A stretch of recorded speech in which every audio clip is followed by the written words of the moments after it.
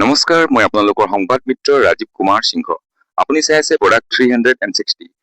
আজি আমি লৈ আহিছো হাইলাকান্দি জিলাৰ পৰা এক বিস্তৃত আৰু গুৰুত্বপূৰ্ণ ৰাজনৈতিক আপডেট, যি বৰ্তমান নিৰ্বাচনী পৰিৱেশত বিশেষ গুৰুত্ব লাভ কৰিছে। মণিপুৰৰ মুখ্যমন্ত্ৰী শ্ৰীযুত ৱাই খেমচান্দ সিঙে অসমৰ হাইলাকান্দি জিলাত উপস্থিত হৈ ভাৰতীয় জনতা পাৰ্টীৰ 121 নং হাইলাকান্দি বিধানসভা সমষ্টিৰ প্ৰাৰ্থী ডাক্তৰ মিলন দাসৰ নিৰ্বাচনী প্ৰচাৰত অংশগ্ৰহণ কৰে। এই আগমনী সমষ্টিটোৰ ৰাজনৈতিক পৰিৱেশ অধিক সক্ৰিয় কৰি তোলা দেখা গৈছে। মুখ্যমন্ত্ৰী খেমচান্দ সিঙে তেওঁৰ সৈতে মণিপুৰৰ 7জন বিধায়ক লৈ এই কাৰ্যসূচীত অংশগ্ৰহণ কৰে। হাইলাকান্দি জিলাৰ ৰাজেশ্বৰপুৰ জিলা পৰিষদৰ অন্তৰ্গত থগনমৰুক কমিউনিটি হলত অনুষ্ঠিত এই বিশাল জনসভাত প্ৰায় 2000ৰো অধিক ভোটাৰৰ উপস্থিতি লক্ষ্য কৰা যায়। সভাত ভাষণ প্ৰদান কৰি মুখ্যমন্ত্ৰী খেমচান্দ সিঙে কয় যে বৰাক উপত্যকাৰ উন্নয়ন, বিশেষকৈ হাইলাকান্দি সমষ্টিৰ শিক্ষা, স্বাস্থ্যসেৱা আৰু যোগাযোগ ব্যৱস্থাৰ ক্ষেত্ৰত চৰকাৰ আগবাঢ়ি গৈ আছে। তেওঁ লগতে কয় যে আগন্তুক দিনত এই উন্নয়নৰ ধাৰা আৰু অধিক ত্বৰান্বিত কৰা হ'ব।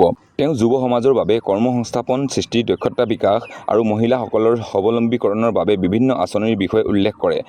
তেওঁ কয় যে ৰাইজৰ সহযোগিতাৰে উন্নয়নৰ পথ অধিক মসৃণ হ'ব। ইয়াৰ উপৰিও সমাজসেৱক শ্ৰী শান্তিকুমাৰ সিংহ, যি এজন অৱসৰপ্ৰাপ্ত ACS বিষয়াও, তেওঁ নিজৰ ভাষণত প্ৰশাসনিক অভিজ্ঞতাৰ আধাৰত অঞ্চলটোৰ উন্নয়নৰ বাবে কিছুমান প্ৰয়োজনীয় দিশ উত্থাপন কৰে।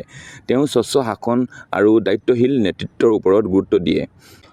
আনহাতে বিশেষ সমাজসেৱক আৰু যুৱ সমাজৰ মুখ্য উপদেষ্টা ডক্টৰ ৰাজু খুমুজামেও সভাত ভাষণ প্ৰদান কৰি ৰাজ্যৰ কল্যাণ, স্বাস্থ্যসেৱা উন্নতি আৰু সামাজিক ঐক্যৰ ওপৰত জোৰ দিয়ে।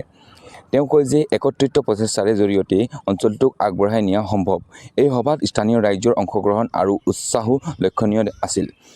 বিশেষকৈ যুৱ সমাজ আৰু মহিলা অংশগ্ৰহণকাৰীৰ সংখ্যা যথেষ্ট দেখা গৈছিল। এই ৰাজনৈতিক কাৰ্যসূচীৰ পাছত মুখ্যমন্ত্ৰী ৱাই খেমচান্দ সিঙে ৰাজেশ্বৰপুৰ লাইশ্ৰমখোল অৱস্থিত লাইনিংহাল নাৱৰীয়া ফুলৰ স্মাৰকত উপস্থিত হয়। তাত তেওঁ শ্ৰদ্ধা জ্ঞাপন কৰি অঞ্চলটোৰ ঐতিহ্য আৰু সংস্কৃতিৰ প্ৰতি সন্মান প্ৰদৰ্শন কৰে আৰু আশীৰ্বাদ গ্ৰহণ কৰে। মুখ্যমন্ত্ৰীৰ এই সম্পূৰ্ণ ভ্ৰমণে হাইলাকান্দি জিলাত নিৰ্বাচনী পৰিৱেশত অধিক তীব্ৰ কৰি তুলিছে। বৰ্তমান সময়ত হাইলাকান্দি 121 নং বিধানসভা সমষ্টিৰ প্ৰতিদ্বন্দ্বিতা যথেষ্ট তীব্ৰ হৈ পৰিছে। সকলো ৰাজনৈতিক দলে নিজৰ নিজৰ শক্তি প্ৰদান কৰি ৰাইজৰ সমৰ্থন লাভ কৰিবলৈ চেষ্টা চলাই আছে। এই আছিল আজি হাইলাকান্দিৰ পৰা এক বিস্তৃত আৰু গুৰুত্বপূৰ্ণ আপডেট। ধন্যবাদ। জয় হিন্দ, জয় অসম।